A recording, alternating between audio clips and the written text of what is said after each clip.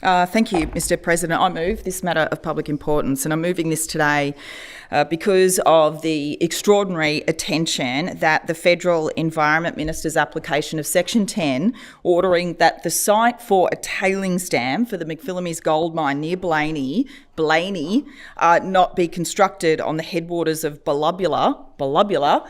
Both of those names were mispronounced yesterday by members of the opposition in the state's central west has received. Point of order has been taken. The Honourable Sam Farraway. Mr. President, I actually live in the region. I know how to pronounce Blaney and Bullabula. I didn't mispronounce them. If the member wishes to make accusations or wishes to have a crack at me or members of the opposition, do it by substantive motion. Thank you. There's no point of order. If the member had referred to the Honourable Sam Farraway by name, there may have been, but there wasn't, and she didn't, so there isn't. Mr. President, there's been a lot of hysteria. There's been a lot of misinformation and, frankly, a fair bit of racism that has reared its ugly head since this decision, including in this place.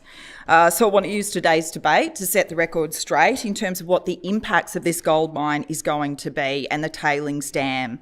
And I want to use the debate to give voice to the local community who, frankly, have been ignored in this process. So here are the facts. First things first, this is a tailings dam that was approved by a broken and biased planning system in this state that will literally dam the headwaters of the Bullabula River. Bullabula stems from Billabula, or two rivers in Wiradjuri. The Bullabula headwaters has major streams feeding into it. It feeds into the Lachlan River, which is part of the Murray-Darling Basin system. I've been to Blaney and met with local families who will be impacted by this mine, and I've stood with them at the boundary fence of the project area while they told me that Regis's plans to drill out 26 springs that make up the headwaters and fill them with cement.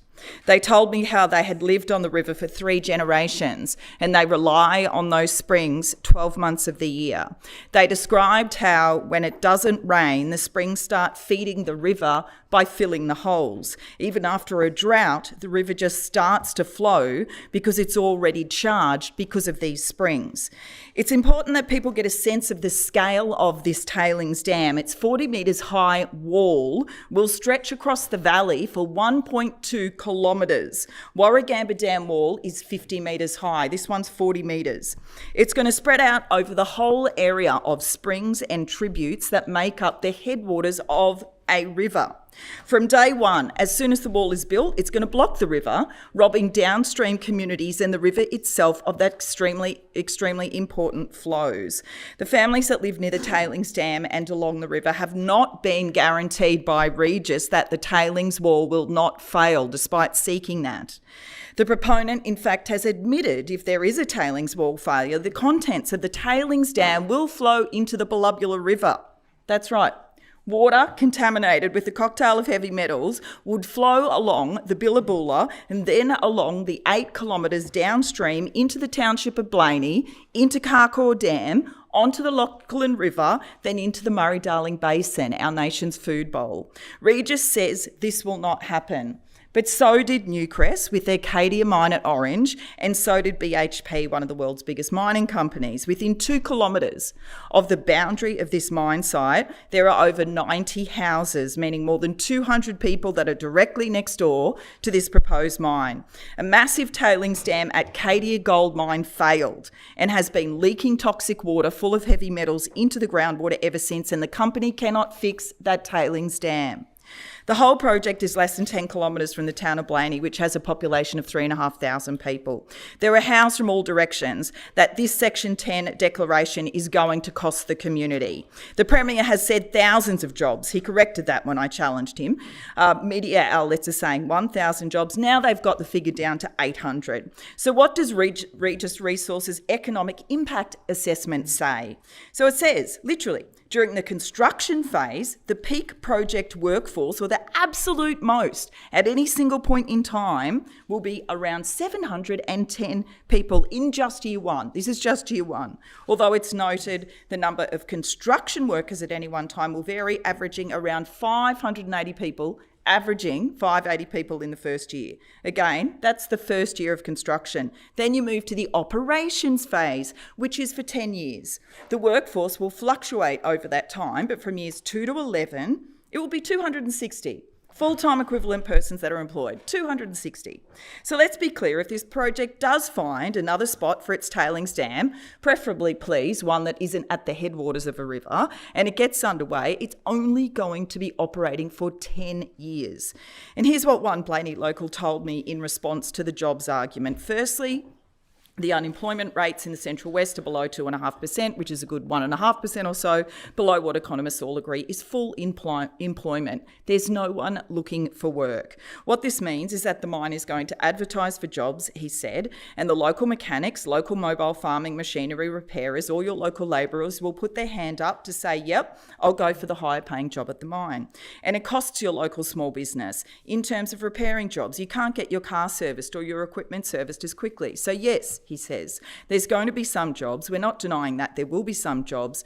But what we're saying is they're not needed. They can't be filled. And if they are filled, it's going to come at the cost of smaller businesses. And when they're filled, and if it's going to result then in a higher cost of living and inflation locally for those people in Blaney and the Kings Plain area. And then there's the jobs and businesses actually that are already there that will be impacted by the mine. One of these businesses is Goldfields Honey. Goldfields Honey is one of the largest beekeeping companies in Australia and is located about 2 kilometres from the tailings dam. The family behind Goldfields Honey, the Lockwoods, have kept bees in the district for many decades. They selected this location for their bee operations because it has a very high rainfall and a huge diversity of eucalyptus species. The mine will destroy hundreds of acres of these eucalyptus trees. As well as their property, they also lease the nearby Victoria State Forest for beekeeping activities, the boundary of which is shared with the proposed mine site. The forest is one of their main breeding grounds for their queen production and for building up their colonies for honey and pollination. The mine will be conducting blasting, earthworks and night lighting will disturb and attract the bees. Bees fly several kilometres if they need to forage for water, and their bees will drink the water from the tailings dam, risking contaminated water ending up in their hives and their honey. They process all the honey to at their facility, including packing it for major supermarkets around Australia. Their facility is Safe Quality Food accredited, meaning they have to test the water that washes everything down and adheres to the very strict protocols to be able to pack for the major supermarkets to ensure their product is safe. Their business is right to be concerned about the dust coming over from the mine site, landing on their roofs, running into the water and on packaging. Their company employs in an ongoing manner 52 people, and they have a development application approved with Bathurst City Council for a large factory which will generate even more employment in the district. But they're unsure whether to proceed with that or to pack up their lifetime's worth of achievements and move away from the area. The local community, including the Lockwoods, say they've expressed their many concerns to the government throughout the planning approvals process, and they expressed them to the Independent Planning Commission. But the mine was approved regardless. It was approved without any of the conditions that the local community worked tirelessly on in good faith. They've been told that their lives and businesses can simply coexist with this mine site so close to them, but they haven't been told how.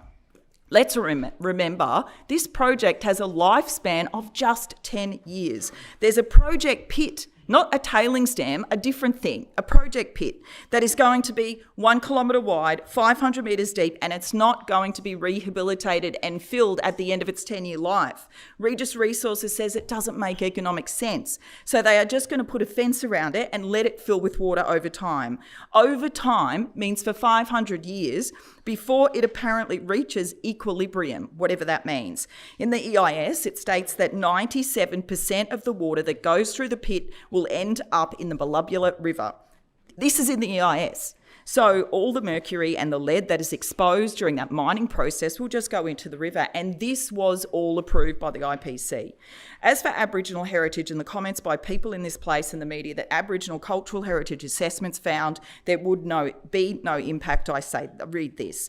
2 critiques by independent experts with decades of experience in archaeology and cultural heritage and the necessary qualifications, Peter Kuski from Southeast Archaeology and Doug Williams Williams from Technical Heritage Studies have both found that the 2019 Cultural Heritage Assessment report by Landscape relied upon by the proponents was non-compliant. Mr Cuskey said in his report, "I find it difficult to understand the basis for Heritage New South Wales's acceptance of the Landscape report, given the fundamental non-compliances with the SEARS and Code of Practice for archaeological investigation of Aboriginal objects in New South Wales and Aboriginal cultural heritage consultation requirements for proponents, as has been identified here above and in much detail by the independent expert review of Williams. I note that Cheryl Brown for Heritage New South Wales did not provide any details or justification for the Heritage New South Wales approval or how the Aboriginal Heritage Assessment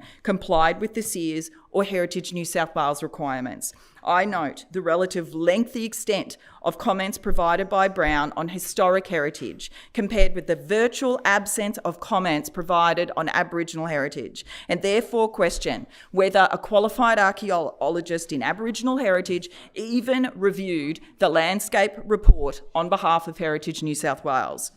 I also want to challenge, and that's the end of Cuskey's quotes, I also want to challenge statements like this in the Daily Telegraph, that it was an 11th hour decision that threw serious doubts over the project's future. So on the 23rd of February last year in the mining industry publication Mining News, under the headline "Regis Falls into the Red," it stated, "Gold miner Regis Resources is seeing red this morning, at least on its balance sheet, posting a loss for the December half. Regis has started the process of refinancing its $300 million debt facility. It is considering how any new facility can support the McPhillamys development in New South Wales, although the CEO warned that costs for the 200,000 ounce per annum development are substantially higher than the sub $250 million suggested in the original 2017 feasibility study. The increase in costs were due to the inadequate front end of the plant, which had to be completely redesigned to account for the hardness of the ore. A critical water pipeline had trebled in costs to around $100 million. The tailings dam is now larger, and there is substantial surface water management infrastructure that wasn't initially contemplated. Then, on the 22nd of July this year, Regis to make decisions on $1 billion McPhillamys in a year or two. Project requires a very strong gold price. And then the story says Regis Resources will need to see a very strong gold price when it makes a decision in 2025-26 on whether to develop the near $1 billion McPhillamys Gold Project in New South Wales. Mr. President, Regis hadn't even decided whether they were going to invest in the project or not. Less than 2 months ago, and less than 1 month before the Minister made her decision. The extraordinary thing about all of this is that the project was struggling so much to be viable that the former government also continually moved the goalposts for Regis, including by changing water regulations to allow them to purchase water out of their valley, as well as all of the remaining water licences from the river that had been left by local farmers for environmental flows. If the former coalition government hadn't been falling over themselves for this project to go ahead, it would be dead in the water. And now we've got the Labor Premier Chris Minns and the Labor Prime Minister doing the same, and even criticising a federal Labor Environment Minister's decision. We had the incredible situation in this place yesterday where Labor amended a motion by the One Nation member to condemn a decision by their federal Environment Minister to apply the law to protect cultural heritage. And I'll note, sure, that they amended it to say disappointed because, of course, the Premier himself has said that he is disappointed in this decision and that the mine is critical for the state's economic growth and opportunity. I refer to my previous statement about the fact that Regis Resources hadn't even made a decision to invest and wasn't going to for 2 years. So a decision that didn't rule out the mine entirely, but simply ordered the company to not build its 640 acres tailings dam over the headwaters of the Billaboola, to not block the 26 springs, to not risk poisoning our food bowl for an 11-year project for mostly overseas shareholders, and where most of the gold that is mined will go to jewellery. And the Minister said yesterday that it's not copper in that mine. The Wiradjuri keeps saying, who in their right mind puts a 640-acre tailings dam over the headwaters of a river. Thankfully, the Labor Federal Environment Minister saw the absolute stupidity of that and the recklessness of that. It's just astounding that this state Labor government hasn't.